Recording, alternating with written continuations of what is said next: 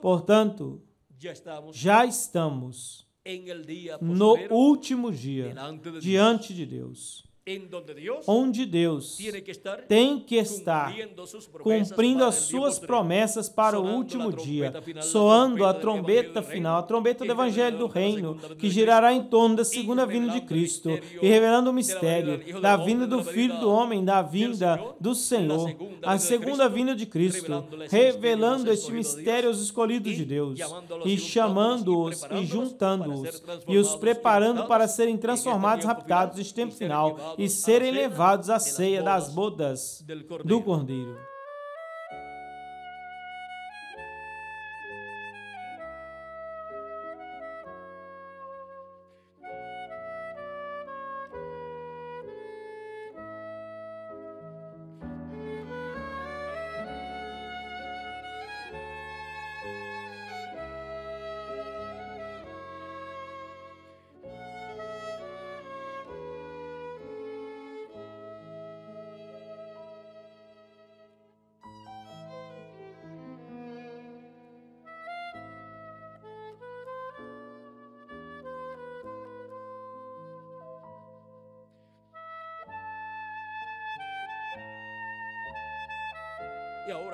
E agora, qual é o último dia?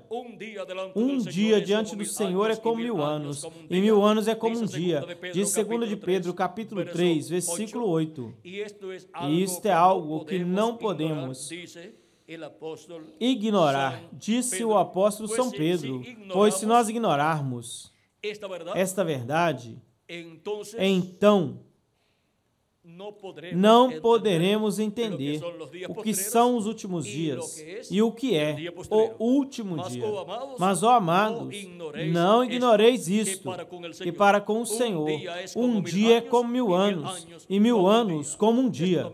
Disto também o profeta Moisés deu testemunho no Salmo 90, versículo 4. E agora, um dia diante do Senhor é 1000 anos para os seres humanos. É por isso que São Paulo e São Pedro, falando no tempo em que eles viveram e falando do tempo em que Jesus teve o seu ministério, eles disseram que eram os últimos dias e já transcorreram 2000 anos. E como pode ser que aqueles são os últimos dias e já passaram 2000 anos? Vejam vocês. Hebreus capítulo 1, versículos 1 ao 2, São Paulo disse: Deus, tendo falado muitas vezes, de muitas maneiras, em outro tempo, aos pais pelos profetas, nesses últimos dias nos falou pelo Filho, a quem constituiu o herdeiro de tudo e por quem também fez o universo. Quando disse que Deus falou através de seu Filho? Nos últimos dias. Quando Jesus tinha de 4 a 7 anos de idade, começou o 5º milênio e, consequentemente, começaram os últimos dias diante de Deus, que para os seres humanos são os últimos milênios. Podem ver o simples, que é a palavra profética, quando nos fala dos últimos dias, são os últimos dias diante de Deus, que para os seres humanos são os últimos milênios. E quais são os últimos milênios diante de Deus ou diante dos seres humanos? São o 5º milênio, 6º milênio e 7º milênio. Quando Jesus tinha de 4 a 7 anos de idade, começaram os últimos dias, porque começou o 5º milênio. E na primeira terça parte do 5º milênio, Cristo teve o seu ministério. E então se entra ao ano 2001, que é o primeiro ano do 7º milênio e primeiro ano do século 21. Agora, vejam vocês, o 7º milênio é o último dia diante de Deus, aonde o povo de Deus, a igreja do Senhor Jesus Cristo será completada e os mortos em Cristo ressuscitarão e nós que vivemos seremos transformados. Pois ele disse que no último dia ele ressuscitará aos crentes nele que morreram fisicamente e eu o ressuscitarei no último dia. ou seja, no 7º milênio. Agora, ele não disse em que ano do 7º milênio. E agora, a nossa transformação dos que vivemos também é para o último dia, ou seja, para o 7º milênio, porque a nossa transformação ocorre assim que os mortos em Cristo tenham ressuscitado.